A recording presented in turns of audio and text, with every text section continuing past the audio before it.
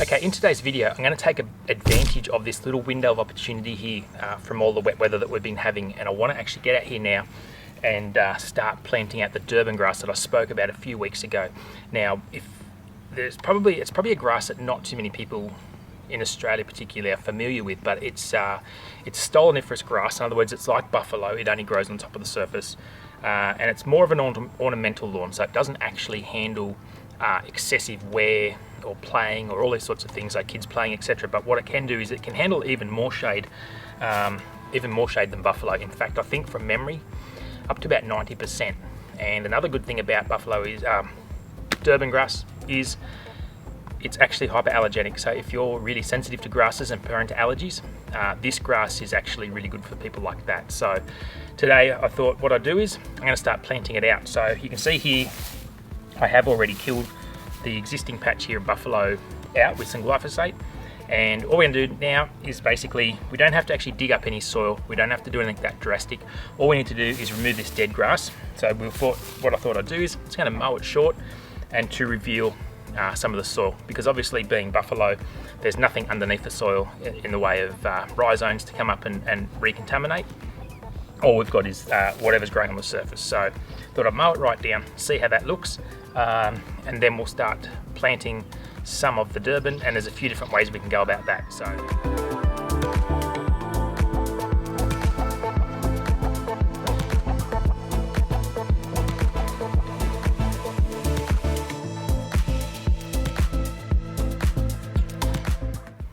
okay, so that's really opened up the canopy now. It's taken us down. We can see the bare ground. We do still have a few runners here. I'm not too worried about those. Anything that may resurface or regerminate is going to be fairly easily treated, even if I use something like dicamba, so a product that specifically says on the label not to be used with buffalo. So something like that is really going to help me in this instance, because it's going to keep the buffalo out. It's not going to affect our Durban grass here. And that's really what we're looking to achieve. This will run over the ground and smother this out quite happily. And as I said, anything that does pop up in the way through, and it shouldn't do, it's all looking pretty much cactus here. Yeah, it should just cover over, and in not much time at all, probably won't even realise that it was buffalo here to start with. So at this stage, this is not a really fantastic specimen, I guess, to sort of show you, but the fact that it's been living in a pot, it's absolutely ready to go on the ground. And once it goes into the ground, we're going to see a big improvement in colour, and we're going to see a much healthier, happier plant. Now, on the underside here, we can see every little node here is trying to send out roots. So every little section is actually potentially another plant if you want to plant it that way. I'm going to do a little bit of both today. I'm going to probably plant the pot straight in the ground and just lay these runners across the surface. I might even just peg a few down just loosely, just because of obviously A, the dog, and B, I'm just trying to sort of speed it up as best I can, because as you know, we are starting to run out of warm weather, and I just want to get this moving as best I can. I'm not expecting this to cover over before winter time. I really don't think it's going to be possible, but I think we'll go fairly close. So yeah, let's start putting some in the ground, and then I'll show you some other ways as well of planting this. And this can also work with buffalo grass as well. So if you wanted to plant some buffalo runners, I'll show you a little way that you can actually rip up some buffalo that you've got, or from your friend, or whatever you want to do, and replant it at home. So I'll show you a few different ways of planting, and we'll have regular updates along the way.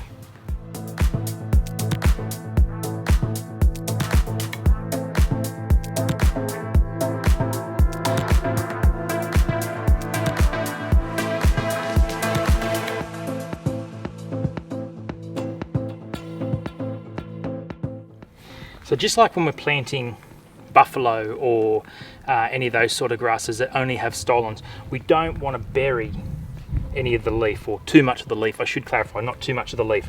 And with these runners here, these are what we want to help the grass spread out. So I'm just going to use just a couple of pegs, just these bits of, just a little bit of this wire here, just to loosely hold them down for a couple of reasons. Number one, it's just going to help them bed in quicker, and number two, with the young puppy, with Max floating around, I just want to sort of alleviate any opportunities for him to start chewing at these, should he decide that's what he wants to do.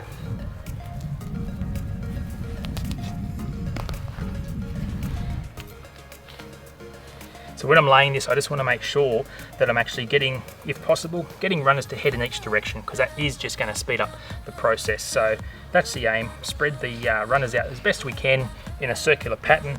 Obviously behind me here is nearly the end of the road, so not as detrimental there, but we're still going to try. We're still going to try and get it evenly around, and that's as best as what we can do until it starts to grow in itself, which shouldn't take too long.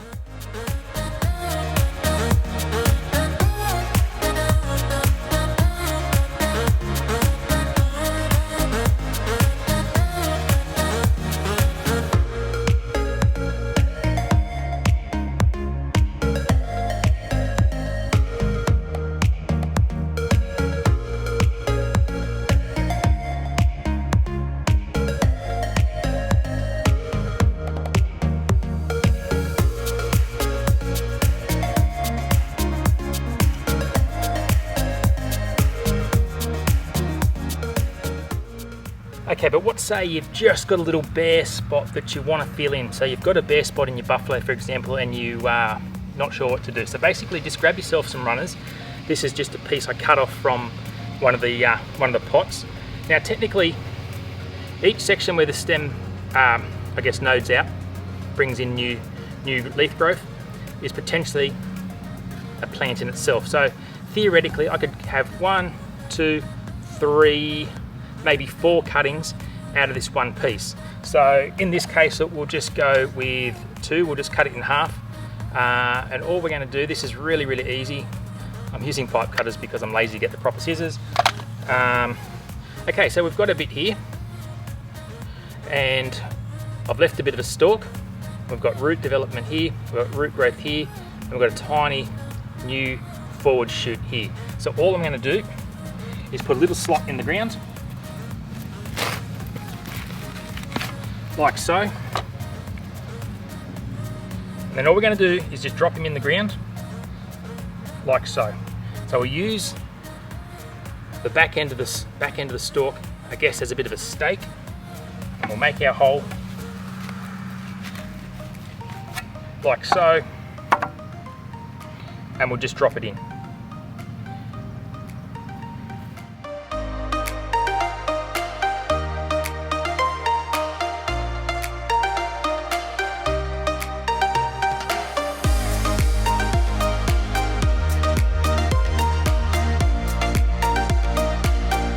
All there is to it. Now obviously, if I had the time and the inclination, I could technically cut these all up instead of planting them in pots, and I could technically sprig out this whole area and have a much quicker coverage. If I'm being totally frank, I'm just too lazy to do it, and I think I can get a pretty good coverage with this stuff before we run out of growth season. So that's the way I'm going to do it. Good little comparison as well. So I'll knock these last few in, and then we'll touch on what we do next.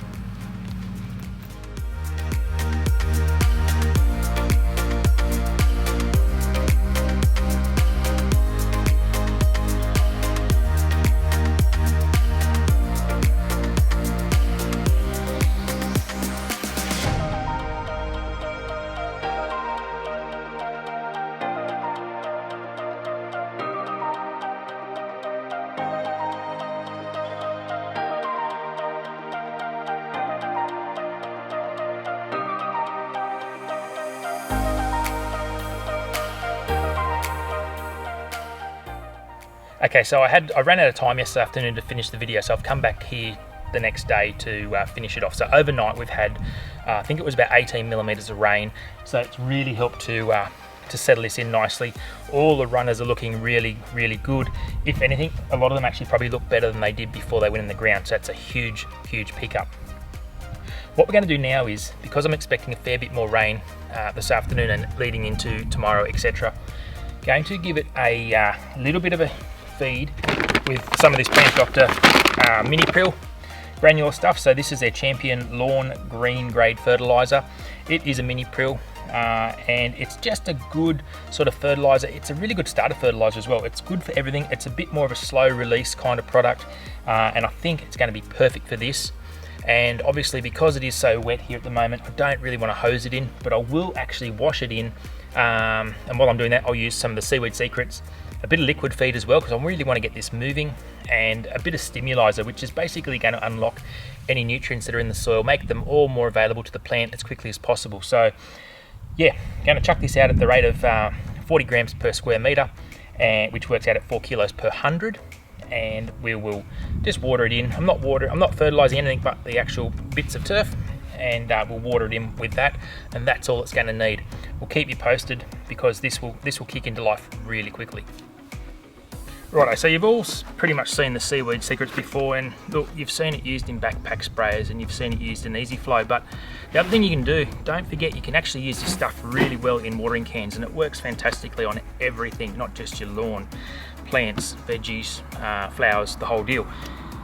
We're basically just going to help this along, as I said earlier, and I'll just quickly remind everyone what's going on as we do it. So I normally like just to put everything in here first, just check it's going to be compatible, top it off with water as a mix, and then pour it into the watering can or the sprayer, etc. So basically, obviously your seaweed secrets, as per normal, it really is just like a tonic, and it's great for shock relief. So if you've just moved stuff, so we've done cuttings of plants or planted runners, and we've planted pot plants in the ground, we've done all this sort of stuff. So this is going to help to alleviate all the stresses of that. So in a 9 litre watering can, it's going to use 30 mils. So a lot of people get carried away and want to overdo it, but you really don't need to with this stuff. It sort of should have the consistency of a weak tea, really. So that's all we really need, is just a cup of that. So a cup of that there. The Activate Mate is a liquid feed, so it actually has a bit more of an NPK ratio in it as well. So it is going to help green it up, for example. It's going to help it root down, it's going to help the vigor, it's going to help the disease resistancy, all those sorts of things. So we're going to chuck a bit of that in as well. Same amount, just a capful will be heaps. And finally, we come to our stimulator, which is basically a premium fulvic acid, and this will help to do things like release available nutrients into the soil and make them available to the plant. It's going to do other things. I'm going to check on the back here. I'll laugh at this one. Help increase soil moisture retention. Well, at the moment this soil's moist enough, so it's still okay to use, but yeah, let's just see, 2 mils per watering can, so not a great deal. Something along those lines is it, but I just want to do a bit more. There we go. And we'll just top that off with water, and that really, I reckon that'll be enough to cover that area, because as I said, I don't need to water anything. I just sort of want to wash any of the fertilizer, the granular fertilizer, off the leaf that might have been there, and just sort of give the plant a little bit of help along the way as well.